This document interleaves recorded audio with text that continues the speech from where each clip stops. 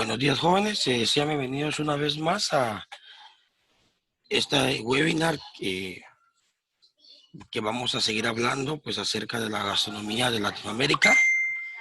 Específicamente pues nos vamos a trasladar a una cultura, en este caso pues que también es importante por sus cualidades de comer carne.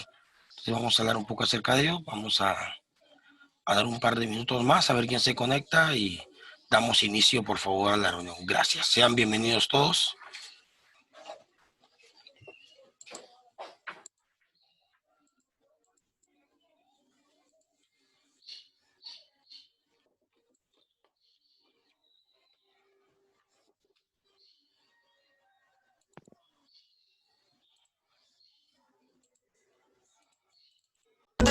Ese rinconcito de tierra, como dicen ellos, que es todo un gigante en cultura, en belleza natural y sobre todo en el buen vivir. Bueno, Miguel, con esto te mata. No comes más nada. Por una semana vas a estar ahí, tomando sopa. Vas a estar. País de grandes conversadores, claro que siempre alrededor de la parrilla. Oye, a mí sáquenmelo porque yo soy peligroso. Ya nos llegaron noticias de que te comiste todo. Me lo comí todo, me puse bravo. Sabía que existía y desde que supe que venía a Uruguay era el lugar donde yo quería llegar con más ganas, con más ansia. Pues esas ganas se te van a multiplicar por 1000. Porque estamos en la puerta del Mercado del Puerto, en Montevideo. Este es un lugar mítico. Acá se dice que se reúne desde lo más selecto hasta lo más normal y común de la gente. Es el lugar más democrático del Uruguay. Vamos. De lujo, vamos. Ya.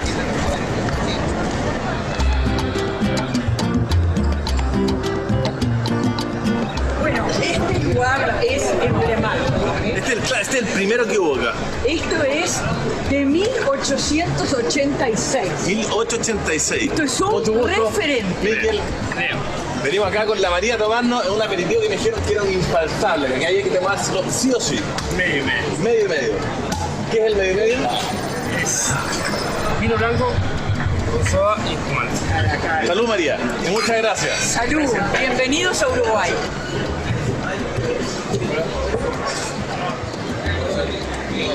Qué rico, ¿eh? Ah, Es como si fuera una sidra, es parecido a una sidra, ¿no es cierto? más rico que Es mucho más rico, es como dulce, bien espumante. Muy bueno. Pero nosotros ahora nos vamos a Cabaña Verónica. Cabaña Verónica. Uno de los más tradicionales restaurantes de este qué mercado. Que belleza. ustedes van a ver muchísimos. Muchas alternativas, está lleno de lugares Muchas para comer acá. alternativas. Así que la recomendación es este. ¿Qué te dejo? En muy buenas manos. Muchas gracias, María. Van a disfrutar. En serio, promesa. ¿Cómo está, compadre? Buen día, ¿cómo va? ¿Todo bien? ¿Todo en orden? Bien, bien. Ando tratando de aprender, pues, de aprender parrilla. No hay problema. Yo aprendí de la mejor. ¿Sí? Pues, ¿trabajás ese tiempo acá o no? Aquí Sí. hace 12 años. 12 años acá, siempre en la parrilla. Siempre en la parrilla. El uruguayo... Y así estamos. Somos dos, ¿ah? Oye, el uruguayo es de parrilla, ¿no? Sí, De pura parrilla. totalmente. Tirita. Este es el asado de tira, el clásico del Uruguay. Qué maravilla. Oye, ¿cómo sabemos si está bueno o está malo? Así, en crudo. Para saber, ¿Eh? acá no hay carne mala. No es mala. ¿Ah? Así me han dicho. Oye, y si es por recomendarme, así, ¿qué es lo que yo tengo que comer sí o sí en este mercado? Sí o sí. Así, lo ícono, lo más rico del mercado. No, lo que tenemos en este momento es el baby beef. Es lomo vetado para ustedes. El lomito vetado. Lomo vetado. Esto es una porción de baby beef. Ay, Así sale la porción. yo ya lo quiero en la parrilla ¿ah? Lo quiero en la parrilla. Mira qué lindo. Y mira como la infiltración de grasa está dentro. Eso sí que la carne queda un poquito más jugosa, que tierna, blanda. Increíble. Es increíble. Se nota la pasión que tienen. Son todos parrilleros, fanáticos de la carne y orgullosos de lo de ellos, pues el asado.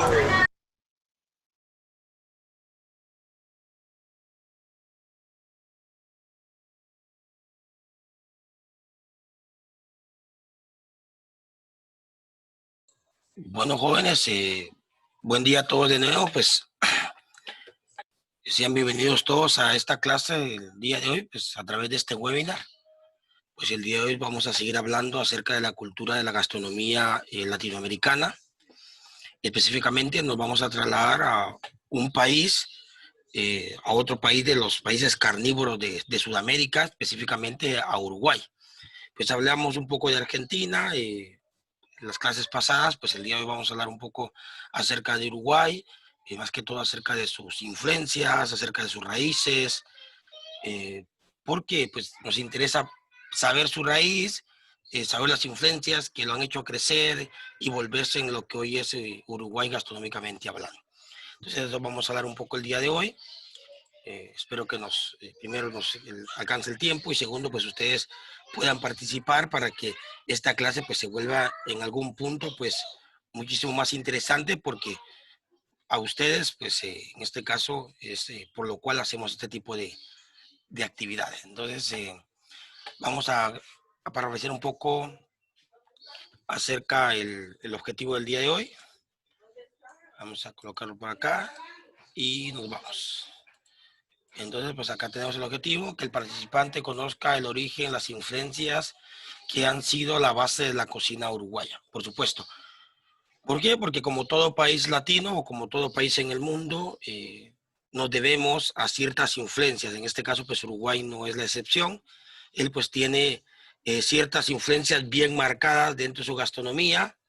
Entonces vamos a hablar un poco acerca de ellas para poder entender, para poder comprender, llegar hasta el punto que por qué Uruguay sirve esto, que por qué lo sirve de esta manera, si no se sirve de esta manera, se considera que no es Uruguay, etc. Entonces vamos a hablar un poco acerca también de ello, porque es importante pues entender su raíz y cómo ha ido fluyendo para poder comprender la esencia de la gastronomía de ellos. Entonces es bien importante y bien interesante esta parte de las influencias de cada país, por supuesto, como en todos los países gastronómicos, y no solo gastronómicos, sino culturales del mundo, hemos tenido pues la influencia de otro país o de otros países que contribuyen al crecimiento y a la evolución de la gastronomía del mismo.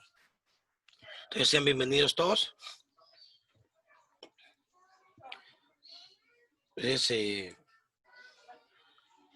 vamos a hablar un poco acerca, en este caso, de la cocina uruguaya. Dice que la gastronomía uruguaya es, en este caso, producto de crisol, en este caso, de inmigrantes. Entonces, recibido a partir de, en este caso, función hasta mediados del siglo XX. ¿Qué quiere decir? Que a mediados del siglo XX, pues, había, en este caso, una migración, pero en este caso amplia y excesiva de algunos países de Europa, específicamente de España e Italia, pero también empezaron a migrar pocamente de los franceses, los ingleses y los alemanes. Si nos damos cuenta, pues es un país donde las influencias culturales y gastronómicas pues vienen de casi toda Europa, pero específicamente de España e Italia, con un poco de influencias francesas, pero también los ingleses y los alemanes contribuyen al crecimiento, en este caso, de la gastronomía como tal.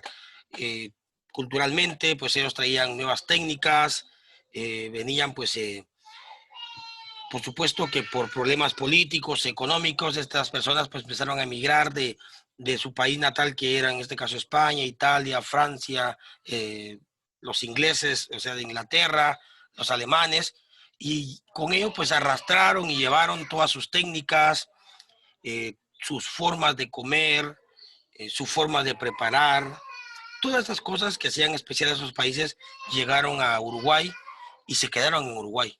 Y la gente criolla o nativa de Uruguay se empezó a mezclar, y ahí nace pues las culturas mestizas de Uruguay, donde españoles se mezclaron con la gente criolla en este caso de Uruguay. Ya nació un mestizo uruguayo con español, ese se mezcló con un italiano, y así pues fueron creciendo las culturas y se fue ampliando. No solo hablemos de cultura gastronómica o en este caso cultura representativa del país, sino que también la raza se volvió una raza mestiza y empezó a crecer también, en este caso, en variedad de gente. Entonces, pues es parte de los que quería hablar. A mediados del siglo, en este caso, XXI, se detiene como que esa migración masiva que hacía la gente de estos países al Uruguay. Pero al detenerse, pues la gente que estaba dentro del país, pues ya se había enraizado. No solo ellos habían llevado, le habían enseñado a la gente del Uruguay su cultura, en este caso gastronómica, sino que también ellos habían aprendido la cultura de Uruguay. Entonces ya ahí nace pues y empieza a crecer de tal manera que Uruguay se convierte también en una de las gastronomías más importantes de Latinoamérica. Igual a muchos de sus, en este caso, sus países vecinos.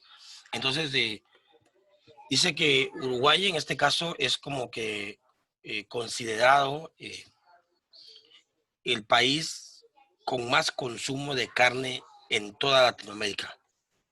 Dice que aproximadamente, según una estadística, dice que un uruguayo promedio consume entre los 50 a 60 kilos de carne al año. Eso es lo que consume aproximadamente. Estamos hablando que aproximadamente eso es lo que él va a consumir al año. Vamos hablando entre 60, estamos hablando entre 6 y 8 onzas de carne diario. Por eso los uruguayos o el país uruguayo es apodado la gastronomía carnívora o los carnívoros de la gastronomía. En Uruguay, ellos dicen que si no hay carne dentro de su comida, para ellos no es una comida completa o la comida no está completa. Ellos, ¿cuáles son de las carnes que más consumen? Por supuesto, que dice que al hablar del Uruguay, estamos hablando de parrilla, pero no solo de parrilla, sino que estamos hablando de los animales, en este caso, vacunos, o sea, de la ganadería. Ellos tienen una bendición de estar, en este caso, posicionados entre una de las, en este caso, de las culturas, geográficamente hablando, que puede producir uno de los mejores ganados del mundo. Digo unos porque hay países vecinos, por ejemplo, hablaba la vez pasada de Argentina, también que producen muy buenos ganados. En este caso, pues también Uruguay es uno de los que mejor ganado produce también de toda Latinoamérica. Entonces, con ello, pues en Uruguay, pues es una de las carnes que más se consume. Consumen demasiada carne de res. Una de las cosas importantes de la cultura uruguaya cuando consumen una carne de res es que no son quisquillosos con las partes del animal. ¿A qué me refiero? Es que, por ejemplo, nosotros tal vez acá en nuestro país, pues queremos comernos un buen puyazo, o queremos comernos un buen lomito, un buen solomillo, o una buena picaña. Claro que ellos se comen todo eso que les estoy mencionando. Pero aquí tal vez en algún punto somos un poco quisquillosos. Yo no quiero este tipo de choricero porque estos son los intestinos, la tripa que nosotros le decimos aquí, ¿va? Que es, agarran el intestino grueso, lo lavan bien y luego el delgado también lo limpian bien y los enrollan como creando una trenza gruesa y lo tiran a la parrilla. Ellos no son quisquillosos con eso. Toda la riñonada, vasos, corazón, hígados, riñones, etcétera, tampoco son quisquillosos. Se hacen igual asados a la parrilla o en algún punto guisado. La cabeza, que es donde hay cortes, en este caso, por ejemplo, como la lengua, las orejas, las mejillas, los sesos, igual es otro corte de carne que ellos dicen, bueno, todo. ¿Por qué? Porque el animal sacrificó su vida por alimentar a un ser humano. Entonces, por lo cual debemos de tener el respeto y aprovechar, si es posible, hasta lo más cercano en un 100% del mismo. Entonces, algo que me está llamando la atención de estas culturas es eso, que tienen ese cuidado especial de que no se desperdicie absolutamente nada al animal. Nada. Por supuesto que hay restaurantes que se dedican a la venta de cortes especiales en el Uruguay, pero si hablamos de cultura gastronómica en general, todos los cortes de carne son preciados para ellos. Todos. Desde el que para nosotros es más caro, tal vez como un solomillo o una picaña o un puyazo, para ellos un vaso, un corazón, un conejito, para ellos de igual manera es de la misma forma, le dan el mismo respeto y el mismo valor al mismo. Entonces, bien interesante esta parte de la cultura gastronómica de Uruguay. Entonces, cuando nos referimos a Uruguay, nos referimos a que son grandes consumidores de carne. Consumen grandes cantidades de carne. Eso sí, ninguna carne que ellos cocinen la cocinan de otra forma que no sea la parrilla. Dicen ellos que cuando se cocina un trozo de carne sobre la parrilla, o sea, al fuego directo, y claro que yo también lo confirmo, todos los azúcares que hay dentro de ellos se caramelizan, o sea, tienen una cantidad de sabor muchísimo más presente. Mas, sin embargo, cuando se cocinan en algún tipo de líquido, en este caso en agua o en algún jugo de jitomates o en alguna otra salsa, lo que sucede, dicen ellos, que en este caso van bajando los sabores. Eso no quiere decir que Uruguay solo carne asada consuma, o sea, entre un 80 y 90% de sus preparaciones pues son a la parrilla. Pero por supuesto que hay guisos, por supuesto que hay sopas, hay cremas, pero específicamente en este caso pues ellos prefieren cocinar la carne, específicamente la vacuna, a la parrilla, toda. Aunque los cortes sean un poco duros, pero se tratan de ablandar con un tiempo de cocción largo sobre la parrilla. Entonces son cosas bien interesantes que yo estaba en este caso pues conociendo y aprendiendo acerca de la cultura uruguaya. Alguien pues me preguntaba en algún punto, pero mire chef, ¿y será que solo carne de vaca consumen ellos bastante? Bueno, como todo país, geográficamente hablando, pues tiene climas cálidos, en otro lugar pues hay climas templados, hay clima frío, hay algún poco de boca costa o costa, etcétera. Entonces, por supuesto que en cada región, en cada lugar, en este caso pues hay ciertas o ciertos cambios de consumo de productos, pero eso sí, les quiero decir que en todo Uruguay, no importa en el lugar donde esté, se consume carne y carne vacuna, pero entre otras carnes que les quiero mencionar. Dice que una de las carnes también que es bien preciada por los, en este caso por los uruguayos, que son criados en corrales o en granjas, por ejemplo, son los borregos, los cerdos, son dos carnes que normalmente también consumen en cantidades grandes, pero la mayor cantidad es de carne de res.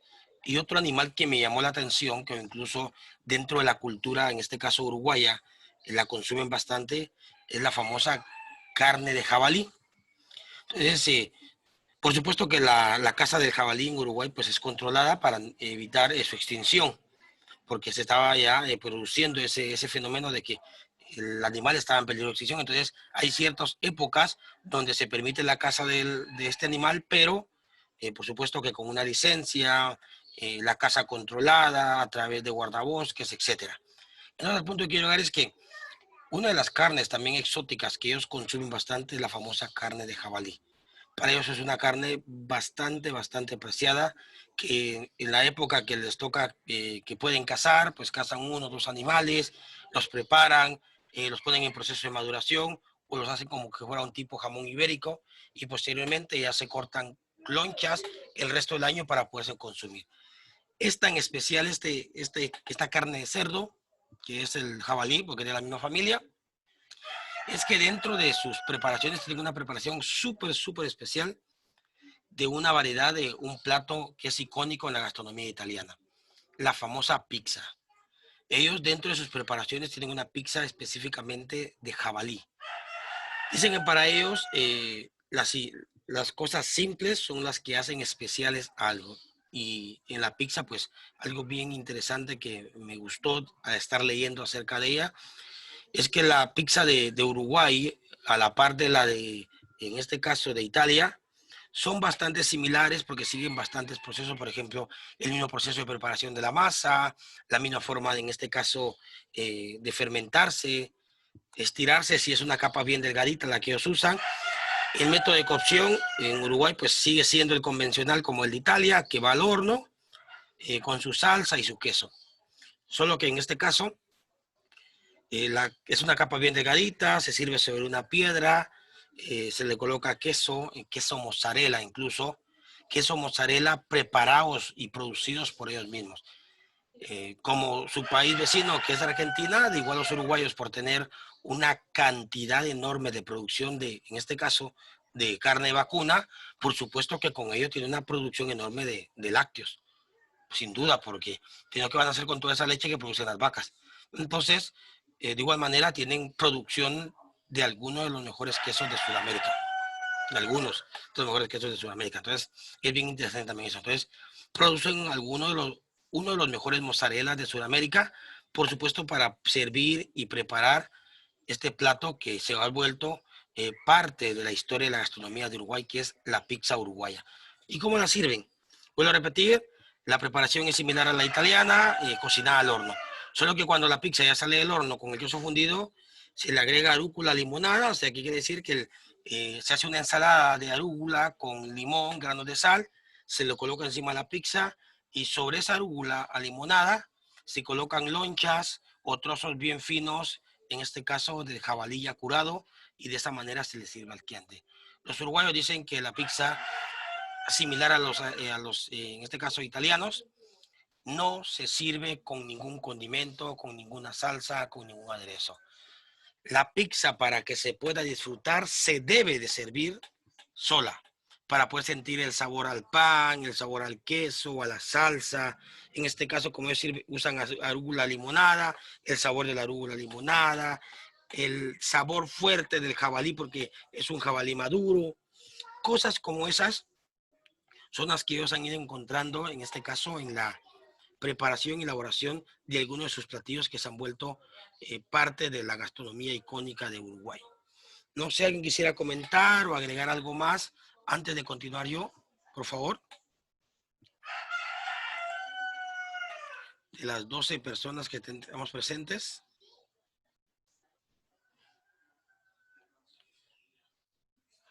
Les escucho. O sea, que quisiera comentar, quisiera hacer alguna pregunta, agregar algo, tal vez de lo que de repente usted leyó acerca de esta cultura.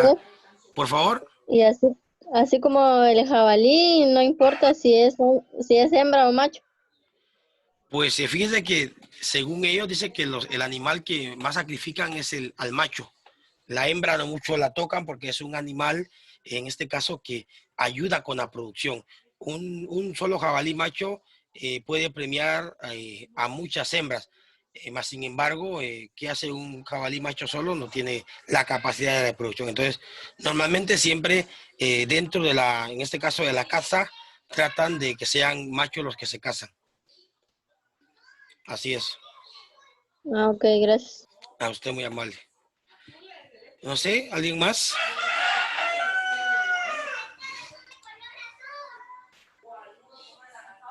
¿Sí les escucho? Nadie. Bueno, yo espero que esté quedando claro lo que estoy tratando de explicarles, porque realmente es el objetivo, que ustedes por lo menos logren incorporarse y penetrarse, interesarse por otras culturas gastronómicas. Por supuesto que primero tenemos que aprender bien la nuestra, pero ¿por qué? Porque si ellos han ido evolucionando a través de los años con influencias de otros países, nosotros, sin perder nuestra esencia como guatemaltecos, poder también ir adaptando ciertas cosas que hemos ido aprendiendo a lo largo de esta carrera para poder innovar, para poder transformar, para poder crear, para que la gente cuando coma algo que nosotros preparamos diga, pues, puchica, esto es guatemalteco, pero de otra perspectiva. Esa también es la importancia de nosotros como guatemaltecos, pues, poder seguir aprendiendo para poder seguir innovando. Porque como todo en este mundo, dice que algo que se estanca se termina muriendo. Es como el agua, ¿verdad? Si el agua yo la dejo reposar durante 1, 2, 3, 4, hasta 10 semanas, después de 10 semanas el agua va a estar podrida, no sirve para nada. Incluso si la tiro en el suelo para regar una planta, en lugar de contribuir a la planta, la voy a terminar o la voy a empezar a asesinar por los hongos y las bacterias que se han producido dentro de él. De igual manera es para nosotros como cocineros. El aprendizaje debe ser constante. Entonces yo espero que esto pues sea activado en su vida. Si alguien quería comentar algo. Sí, no sé si me escucha. Sí, claro. Usted hablaba sobre la pizza uruguaya, que normalmente las pizzas no se deben servir con bebida, pero si se pudiera servir con bebida, no sé, algún consejo suyo, como qué tipo de bebida, en el sentido de que quizás que no haga perder el gusto en el paladar para seguir degustando la pizza. De acuerdo. Fíjese que una de las bebidas clásicas del Uruguay es la limonada. Dice que la limonada no solo es rica en nuestro paladar porque refresca, sino que las notas ácidas que tienen, porque son cítricas, ayudan a en este caso a ir limpiando el paladar. Entonces, aunque la limonada del Uruguay es una limonada así bien especial, porque dice que es una limonada que se hace con limón fresco, agua fría, eh, menta y clavos de olor. Pero la menta que ellos usan es una menta también que se llama menta limonada, que es una menta fuerte.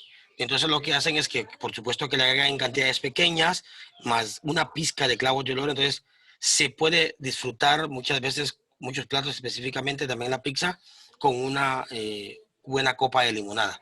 Una. Otra bebida que también habitualmente consumen los uruguayos y que nuevamente la usan para acompañar este tipo de alimentos, es una mezcla que ellos hacen entre vino y soda. ¿Qué quiere decir? Que cogen 3/4 de la botella, 3/4 de la copa de vino blanco y luego le botan, en este caso, agua mineral encima. Entonces también esta parte refrescante, como es un vino semiseco, contribuye a ir limpiando mi paladar. Entonces son algunas de las dos bebidas que podríamos acompañar, en este caso, la pizza uruguaya, para que también lo puedan tomar en cuenta. Ok, gracias, chef. Usted, Daily. Pues en último caso, en primera instancia, también podríamos consumir agua, que el agua pues va a contribuir a ir limpiando también nuestras papilas gustativas, aunque las otras dos bebidas que mencioné tienen mayor absorción y mayor capacidad de ir limpiando nuestro paladar para seguir disfrutando, en este caso, nuestra comida de una mejor manera. No sé, ¿alguien más quisiera agregar algo? Chef, ¿y de esa menta limonada? Y aquí no. Claro, hay. Es una menta que se parece, en este caso, a la hierbabuena. Pero si nos damos cuenta, la hierbabuena es como un color marrón verdocio, es más que todo como morada, se empieza a ver nuestra hierbabuena que normalmente consumimos nosotros.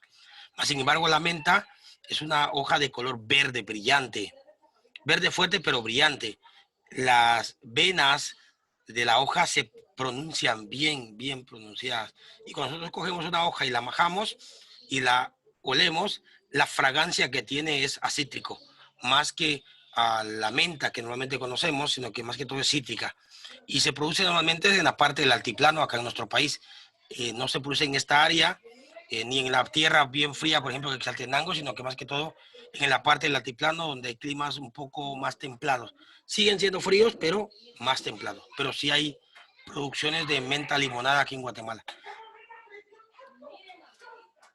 Es específicamente en este caso, también con la misma planta que se hace el famoso mojito cubano.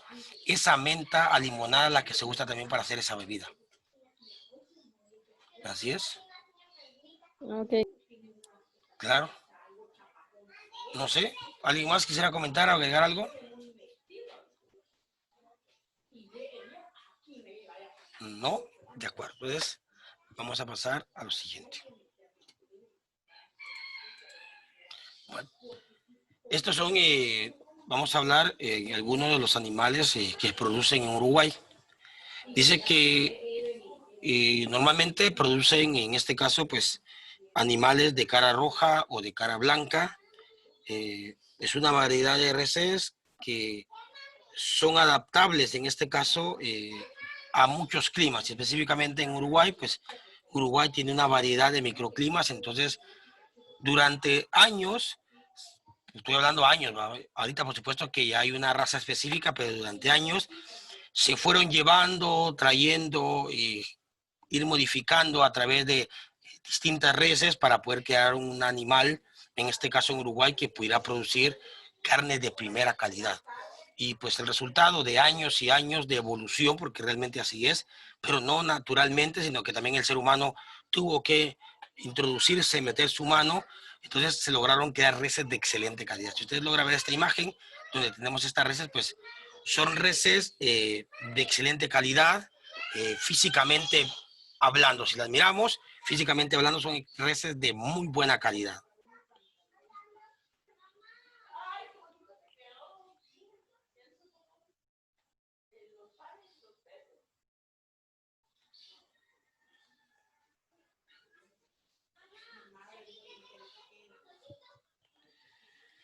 ¿De acuerdo? Entonces, esa sería, digamos que una de las reses. Si usted las ve, dice que cada res, cada vaca que es producida en el Uruguay, pasa en este caso por un control de calidad. ¿Por qué?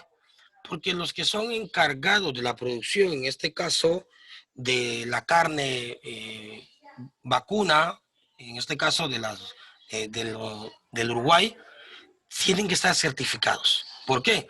Porque cada animal pues es tomado con un árbol genealógico, el crecimiento, los papás del animal, cuánto tiempo se le va a dar de maduración al animal, en qué tiempo el animal en este caso pues va a llegar a su estado de madurez correcto para poder sacrificar y que la carne no se endurezca, pero que tampoco sea una carne demasiado tierna para que pueda tener las características en este caso pues correctas y perfectas en este caso, en lo que nosotros queremos encontrar en el sabor del animal. Entonces, son cosas bien interesantes, porque usted ve acá y ve que este animal, pues, tiene un sello en la oreja.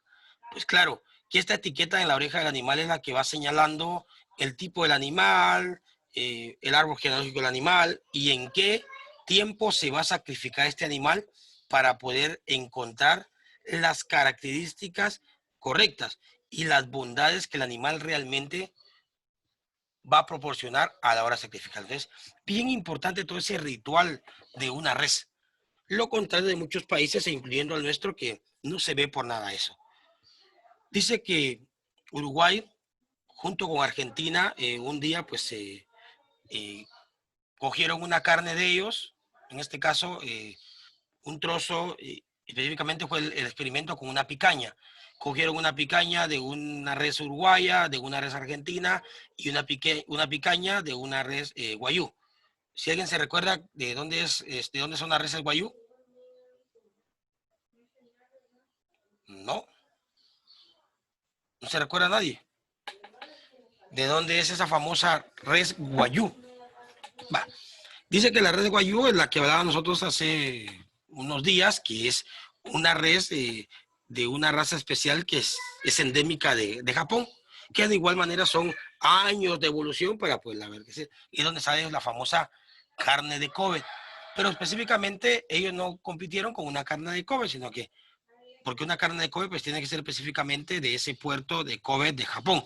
Mas, sin embargo, no ellos, porque en otros lugares de Japón también se produce guayú, este tipo de raza, que también es una guayú de cara roja o de cara negra, similar a esta. Entonces, para no cansárselos, dice que vinieron y cogieron los 3 tipos de carne y los cocinaron.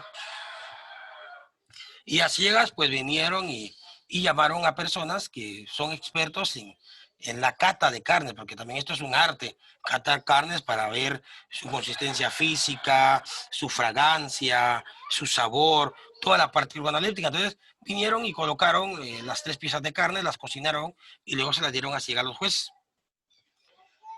Fueron encontrando que las 3 carnes estaban al mismo nivel, perfecto, excelente.